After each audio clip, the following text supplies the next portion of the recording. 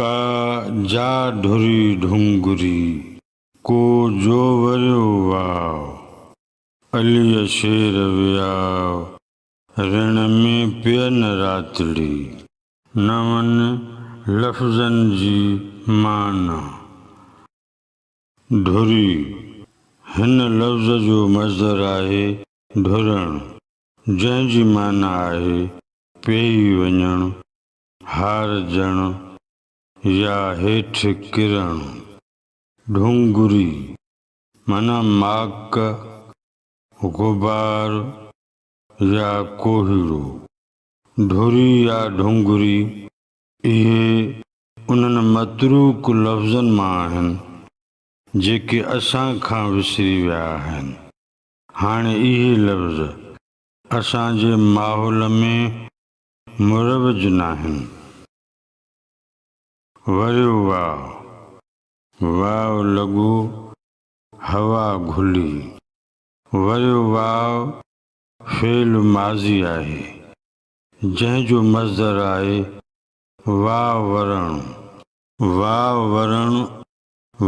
वरण इस्तिलाह आहे ऐं ही इस्तिलाह हमेशह मानवी अंदाज़ में इस्तेमालु थींदो आहे, जंहिंजी माना कई वेंदी आहे ज़मानो मटिजी वञणु। पर हिन बैत में वरियो वाव पंहिंजे असुली माना में इस्तेमालु थियो आहे, जंहिंजी माना आहे वाव लॻो हवा घुली। वियाव माना औलाद, अलीअ शेर वियाव। हिननि लफ़्ज़नि में शेर इस्म जे रे ते ज़बर हुजणु अज़ाफ़त जी हालत खे थो ज़ाहिर करे, जंहिंखे अंग्रेज़ीअ में पज़ेज़ केस चइबो आहे। इन लिहाज़ खां अलीअ शेर वियाव जी माना थींदी अलीअ जो औलाद। ऋण माना बयाबान, रुञ, सुञ। बैत जे मिसरनि जी सादी सम्झाणी। का जा ढुरी ढुंगरी को जो वरियो वाव। का माक किरी, कुझु कोहीड़ो थियो, को वाव अची लथो। अलीअ शेर वियाव ऋण में पियन रातड़ी। अलीअ जी औलाद खे ऋण में सुञ में रात पइजी वई।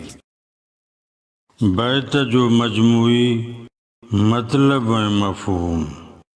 हर को पंहिंजे कखनि छननि छपरनि घरनि में करारनि सां क़याम पज़ीर हूंदो आहे। जॾहिं को माण्हू कंहिं काढे सबब सांग खां सांगी थी वाट वठी वाही राही थी रिड़ंदो आहे त पोइ का ख़बर नाहे त किथे सिज पाछा डिघा करे उलही वञे। जिते बि राति पेर खोड़ींदी आहे उते मुसाफ़िर मुक़ीम थींदा आहिनि। भिटाईअ बैत में पिणु अहिड़ी ॻाल्हि कई आहे। का जा ढुरी ढुंगरी को जो वरियो वाव अलीअ शेर वियाव ऋण में पियन रातड़ी। जॾहिं इमाम कुटुंब समेत मदीने खां रवाना थिया तॾहिं उहे करबला पहुचण खां अॻु में केतिराई भेरा रस्तनि में राति रहिया। थींदो हीअं हो त हू सवेर जो ॿचिड़नि साथियुनि सांगनि समेत रवाना थींदा हुआ। जिते बि सिजु लही वेंदो हो उते ई रही पवंदा हुआ। लतीफ़ साईं केई इम्कानी ॻाल्हियूं थो करे त शायदि माक पइजी वई, शायदि कोहीड़ो थी वियो, शायदि वाव अची लथो, धूड़ियो लॻो। इमाम सगोरनि सामान लाहे राति रहण जो फ़ैसिलो कयो।